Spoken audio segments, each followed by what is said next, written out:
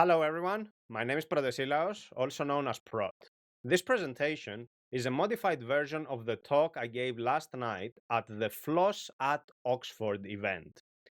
It was an event organized by people at the University of Oxford. I thank them for giving me the opportunity to participate in their program. I want to have this modified version here for people who do not read my website and thus are not aware of the event that took place last night. Having the video here on this video hosting platform means that everyone can benefit from it, whether they follow my website or not. So let's get started. This is a holistic introduction to Emacs. I will talk to you about GNU Emacs, or simply Emacs. This is a program you run on your computer. I am using it right now for this presentation.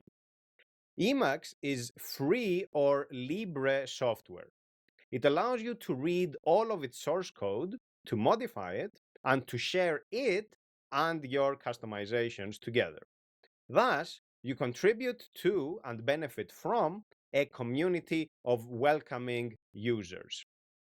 I will tell you what all this means in practice and how you can improve your computing experience by switching to Emacs. Emacs as a capable text editor.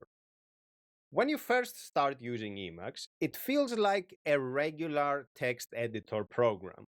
You move the cursor around and edit text. Nothing obviously impressive out of the box. As a text editor, Emacs is highly capable.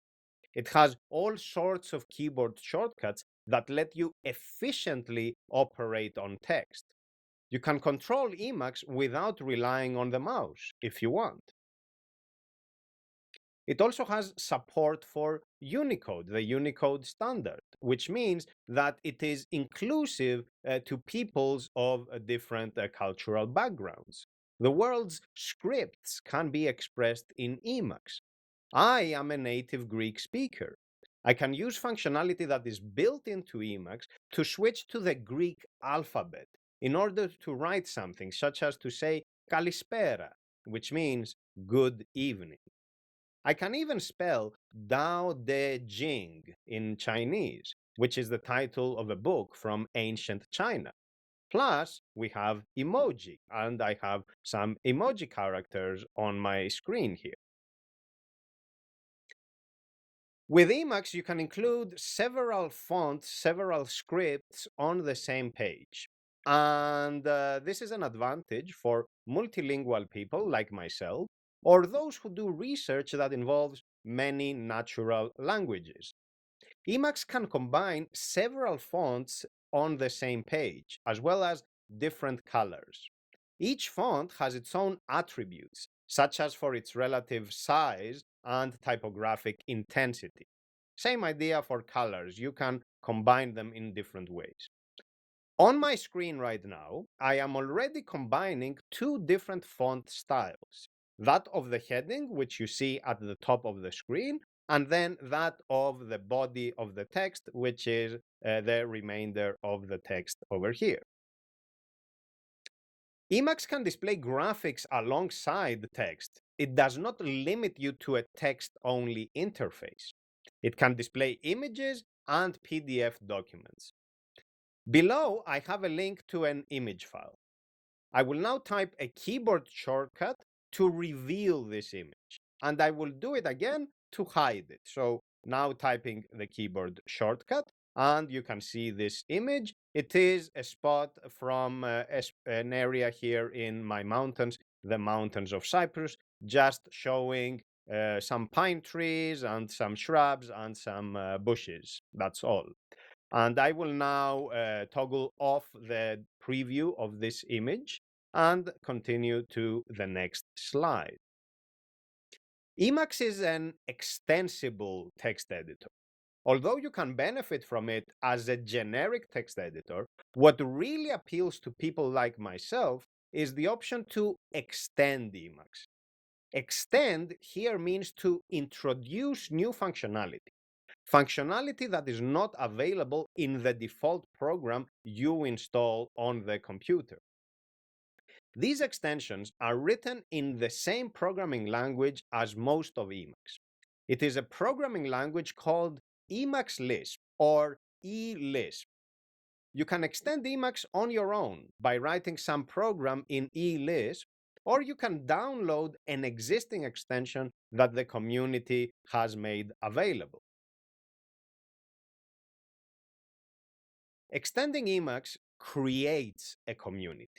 For example, when I write a new extension for Emacs, I publish it under the terms of a free software license. These are the same terms that Emacs itself uses. Others can then download my extension and use it as they prefer.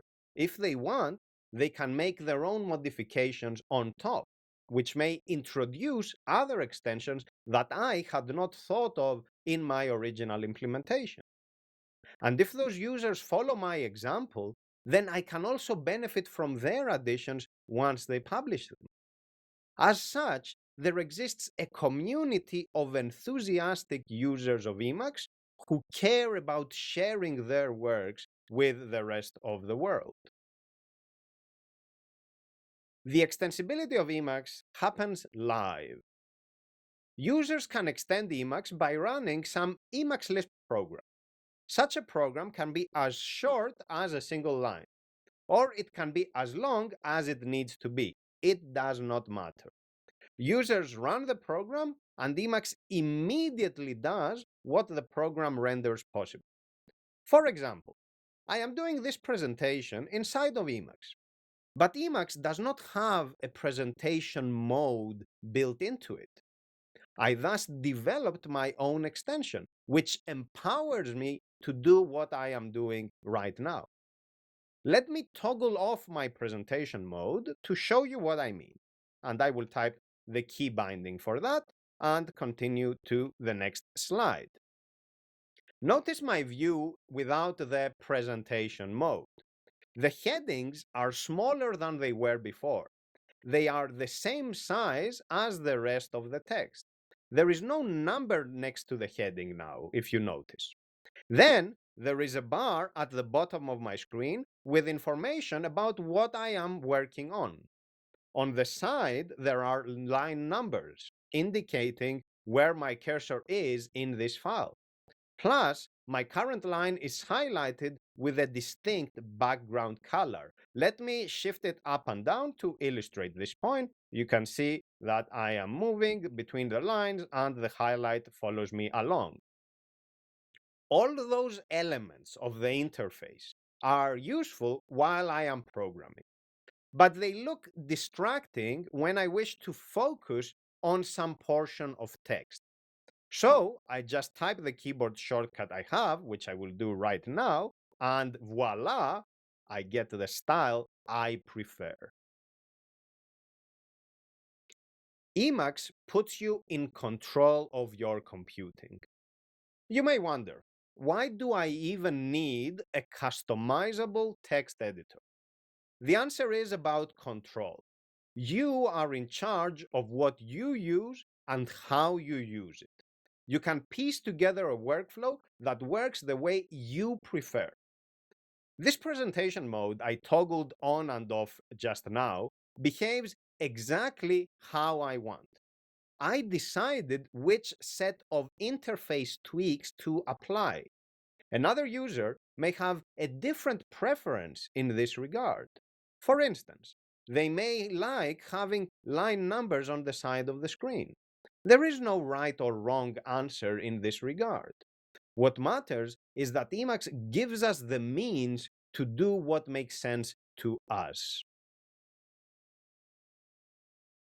Your control extends to all workflows. So apply this principle that I just described to everything you can use Emacs for. This will generally be some text-centric endeavor. I personally run my agenda exclusively through Emacs. I handle all my email correspondence with Emacs. I do programming and I write prose. such as blog posts for my website and books or technical manuals. For each of these, I know that Emacs will empower me to perform my tasks without arbitrary restrictions. Emacs lets me use eLisp to modify how I do my emails, for instance, and how I present tasks in my custom agenda view. For an integrated computing environment. Without Emacs, I would not be in a position to control my computing experience to the extent I do. The reason is that I would be relying on many different applications. Each application has its own interface and design paradigms. Each application is configured, if at all, in a way that is specific to it. Customizations in one application do not carry over to other applications. And if we consider the important implementation details, each application may be configurable in its own programming language. In other words, that is not an integrated computing experience. Many apps do not combine nicely. To have the same degree of control that Emacs makes possible, I would have to hope that somehow all those disparate applications would conspire in my favor. That is wishful thinking. The reality is that piecing together many different applications is an exercise in frustration and the path to a life of ever distracting context switching. Emacs makes your workflow consistent. Having everything you need inside of Emacs ensures that things happen in a manner that is consistent.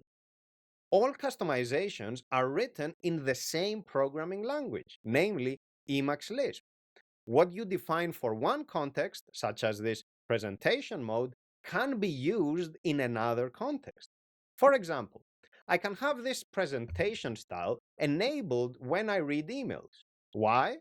Because it can make it more comfortable for me at a certain hour of the day. And I can even automate this with conditional logic. So it happens on its own when I open a new email under certain conditions.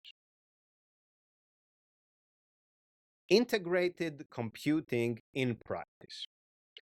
When you work with many applications that do not play nicely together, you cannot do something that the developers have not envisaged. For example, your email client likely does not have access to a presentation mode. Same for your other applications. Similarly, your many applications will not necessarily know how to read and interpret the configurations you have in one application. Suppose you define your favorite color scheme for your email client.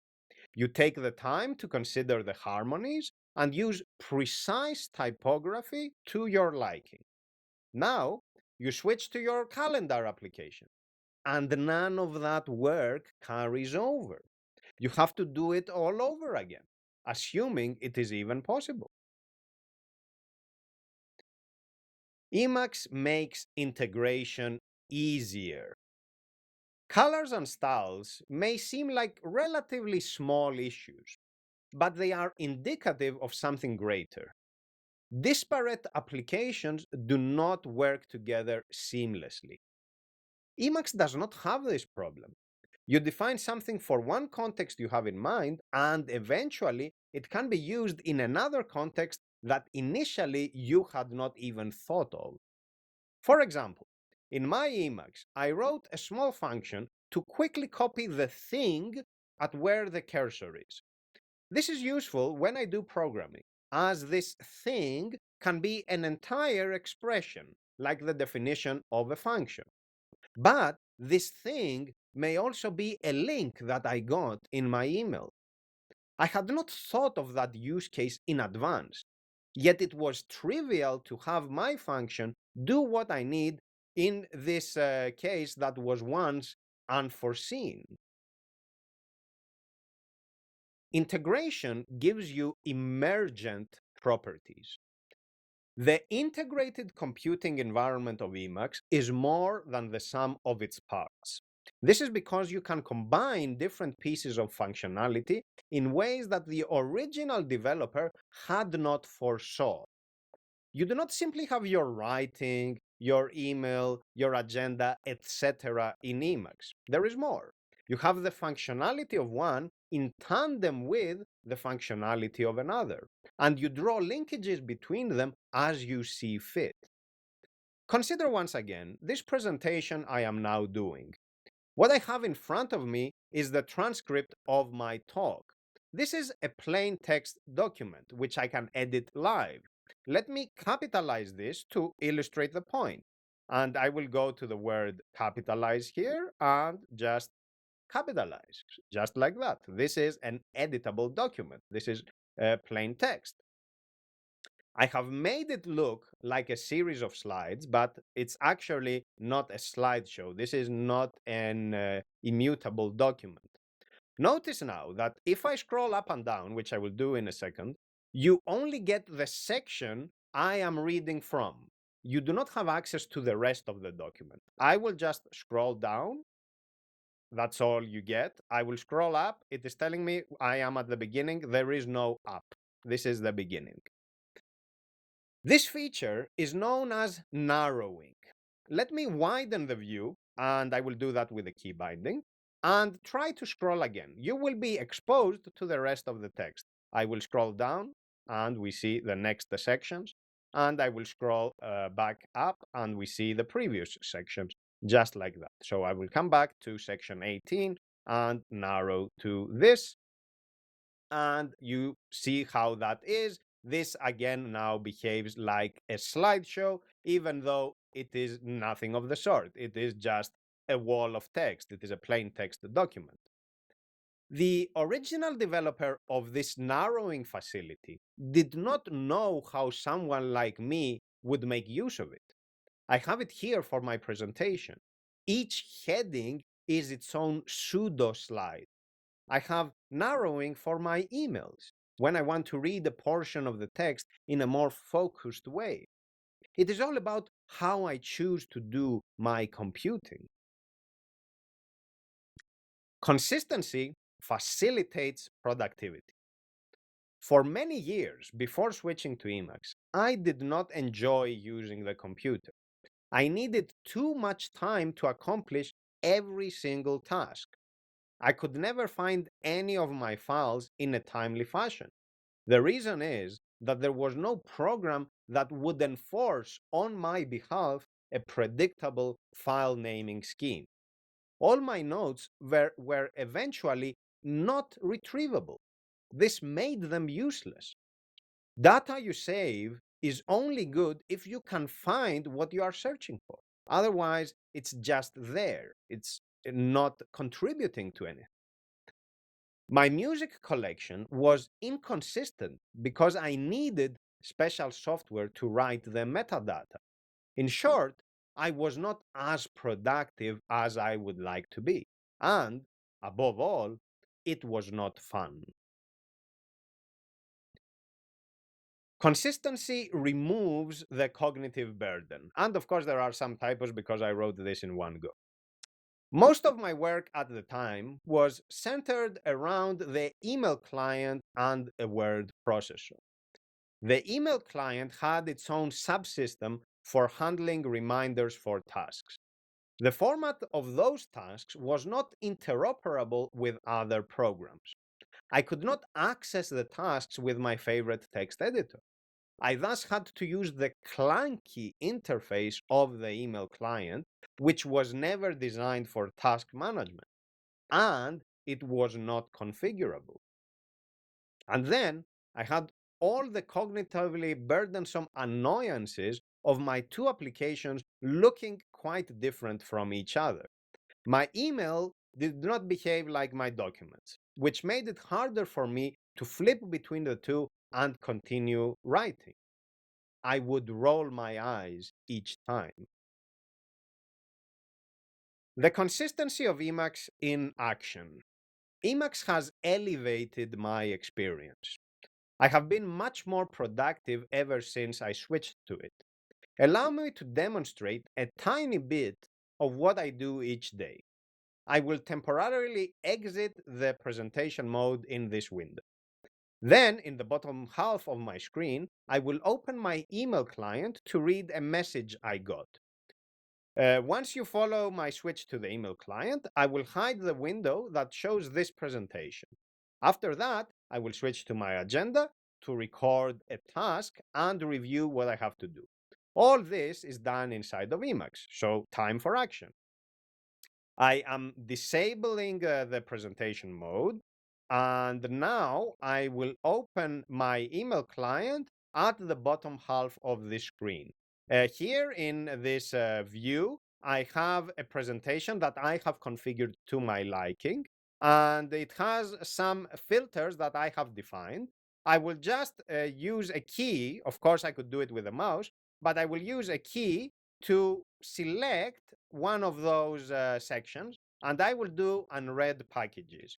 The messages here are actually public. They are available from my GitHub repositories, so they are all public. There is this message over here. I am reading it. Let's pretend this is something private and I have to act on it. Actually, this I will have to act on, but now I'm not reading it right now, so um, let me dismiss the presentation view. It's my email over here. I can check what is happening. And I'm like, okay, great. I have seen this. Let me create a task out of this. So I will bring up the interface I have where I have defined templates where I can write tasks quickly. And I will select one of those templates using a key binding.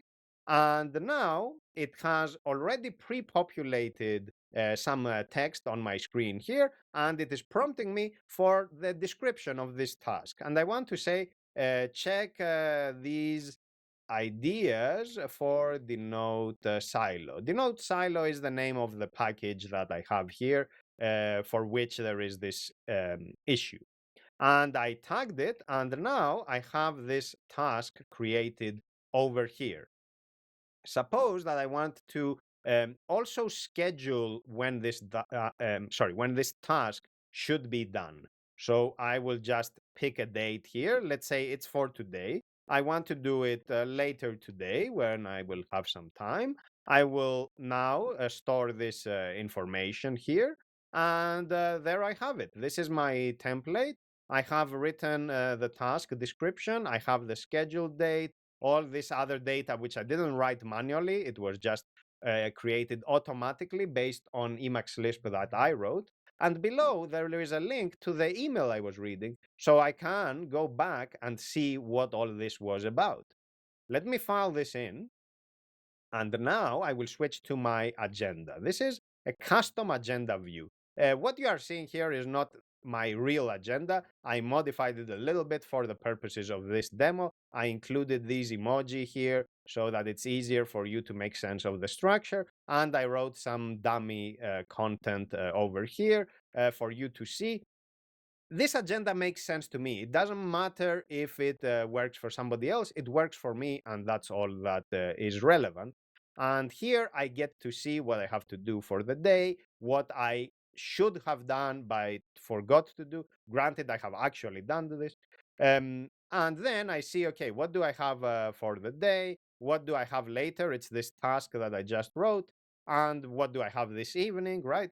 And then what do I have in the coming days, and then deadlines after that. From this agenda, I can open the task in question and I can modify it here if I need to, right? So this is again plain text. There is nothing else here. You see, I can just edit it like this. And once I am done, of course, I can go back to my work over here and find the presentation that I was doing. So this was the idea. Let me now switch back to the presentation mode and move to the next slide. Use Emacs Lisp to configure everything. What I just demonstrated is a very small part of what I do every single day. There is much more, though I cannot cover it all in this presentation. The point, however, is the consistency of the experience, consistency throughout.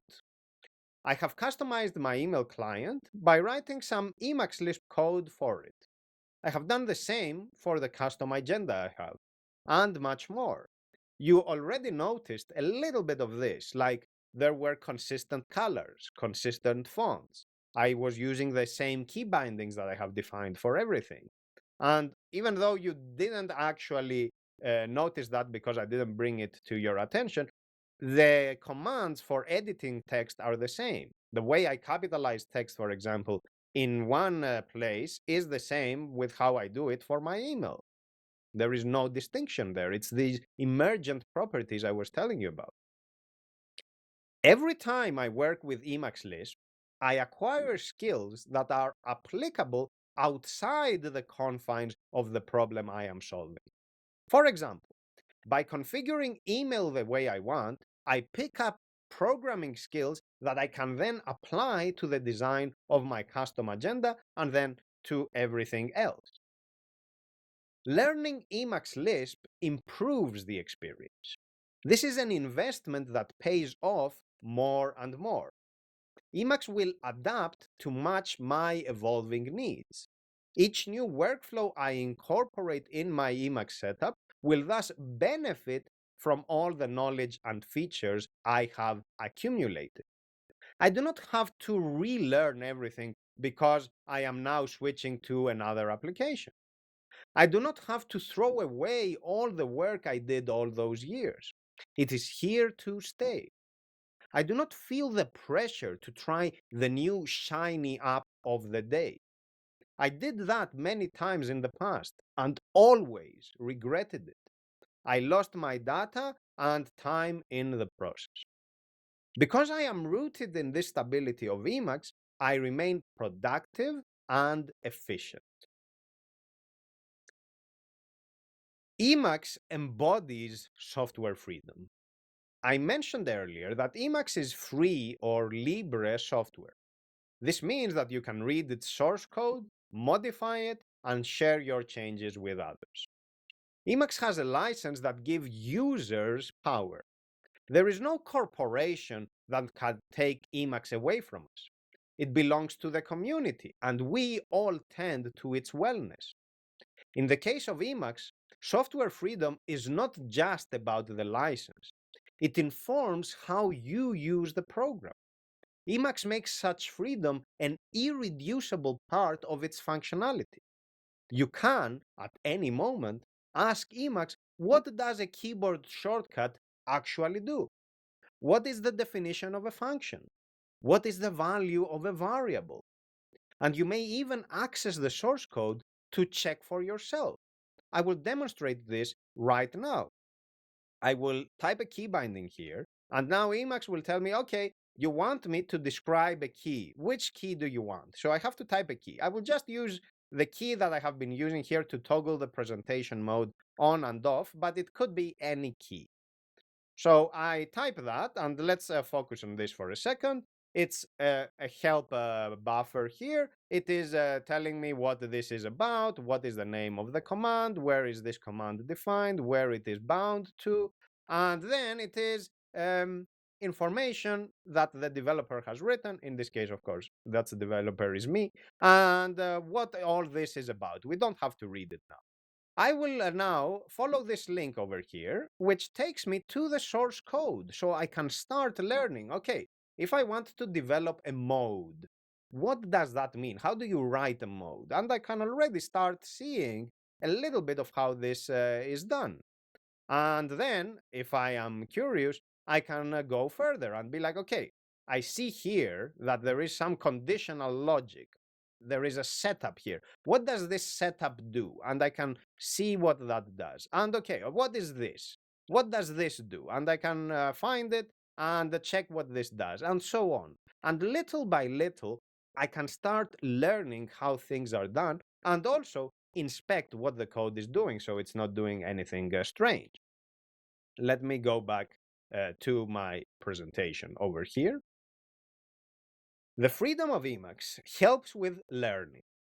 I actually learned to program in Emacs Lisp by exercising this freedom. What you just saw is actually how I learned. I would tinker with Emacs and continuously check on its state. What does this do? Which function is called by that keyboard shortcut? How is a program able to determine if the file is not saved? These sorts of questions. I wanted to learn how, for example, we move down a line. From there, I learned that we can move down many lines at once.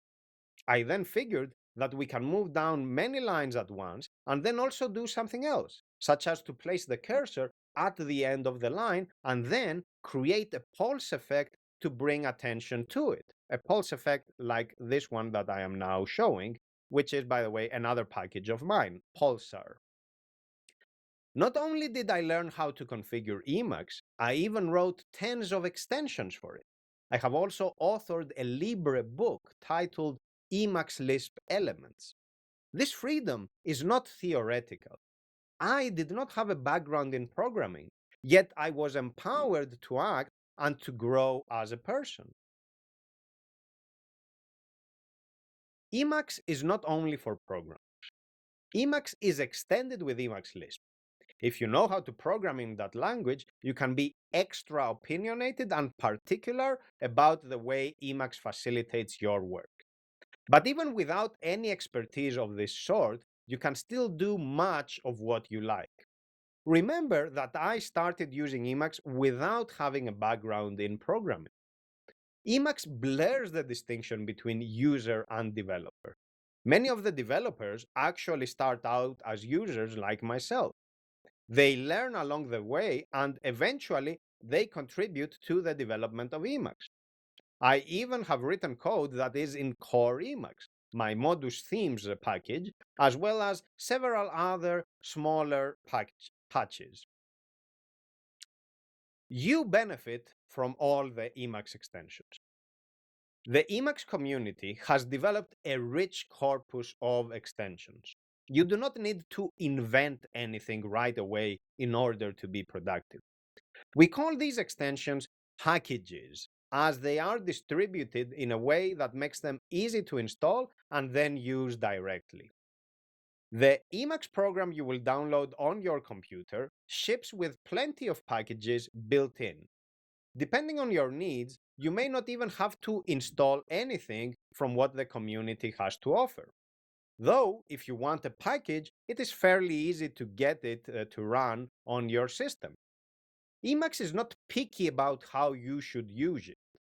You are empowered to be opinionated, and that is part of the Emacs way. Some powerful extensions are built in. For example, Emacs ships with a package called org or org mode. At its core, this is a markup language. I am using it right now in this document. Notice how lines that start with an asterisk function as headings. Such a heading is at the top of the screen right now.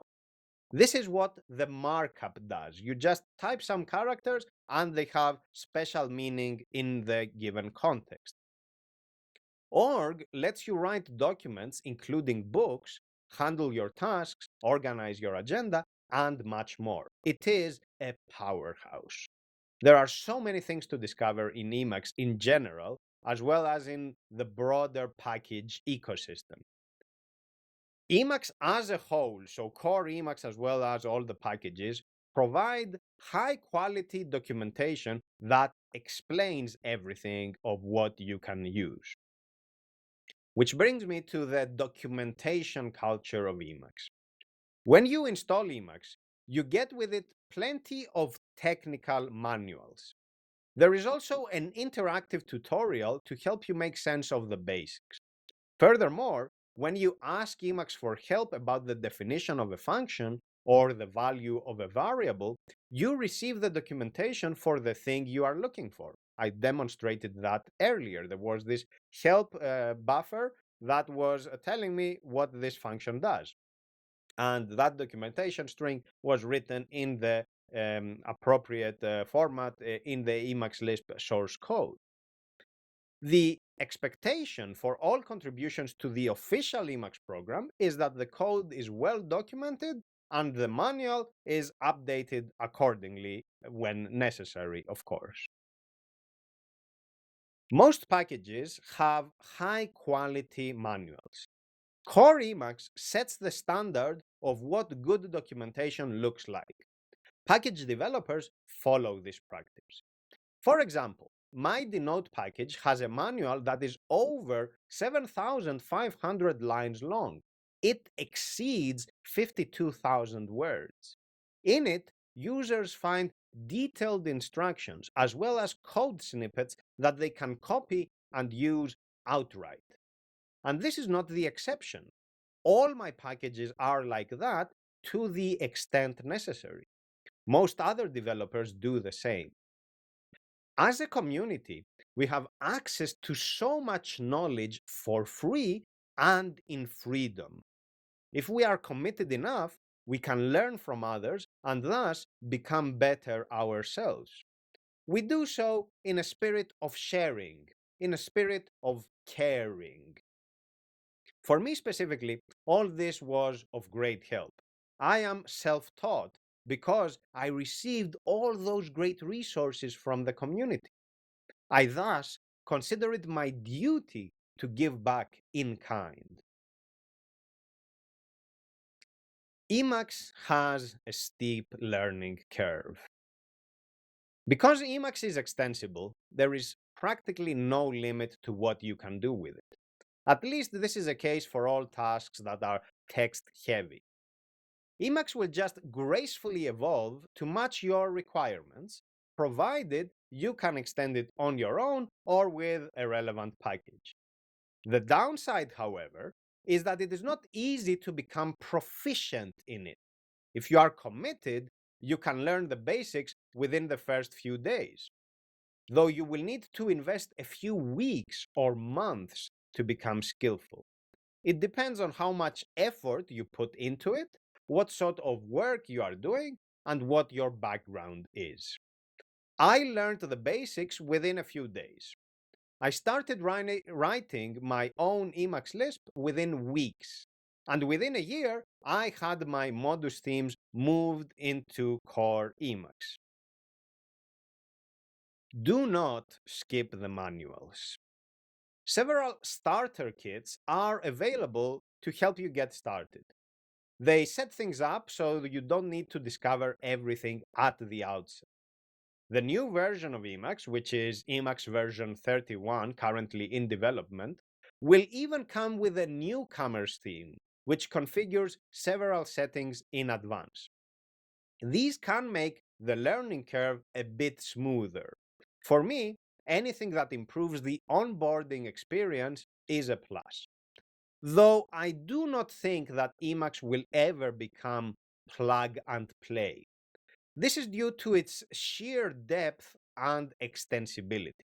It does so much that you still need to invest the time and effort into learning it.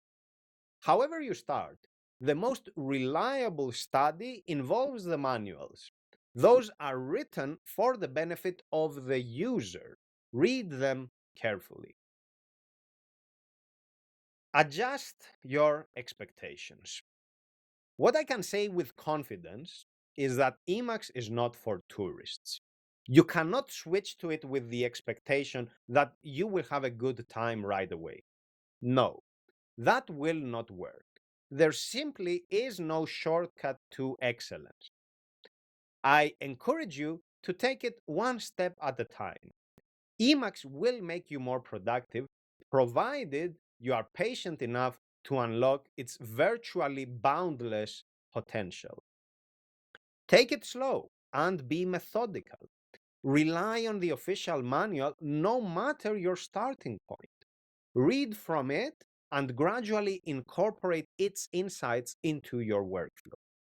The community, myself included, has plenty of resources to complement that study: blog posts, video tutorials, books. But do not skip the official manual. Learning it slowly means that you will become proficient faster than you would otherwise would. Why it is worth learning how to use Emacs. I already talked about the technical side of things with regard to the integrated computing environment. Now combine that with two facts. Number one, Emacs is free software. This means that we as a community are its custodians. Number two, GNU Emacs has been around since the 1980s. It will stay relevant for decades to come. Emacs is not old, it is timeless. This is because it can be extended in a spirit of freedom. Whatever new technology or idea we have as a collective, we can eventually bring into Emacs. This way, our integrated computing environment adapts with the times. Thus, Emacs remains ever relevant. The initial effort pays off long term. Couched in those terms, the initial effort you will put into learning Emacs is actually not that much. You have to maintain a longer term view of this project. If you are patient, Emacs will be one of the most reliable tools you will ever use throughout your life. And I say this as a handyman myself, as someone who uses many tools for manual labor, having built the house I am in, among others. I switched to Emacs in the summer of 2019. It is almost 7 years already.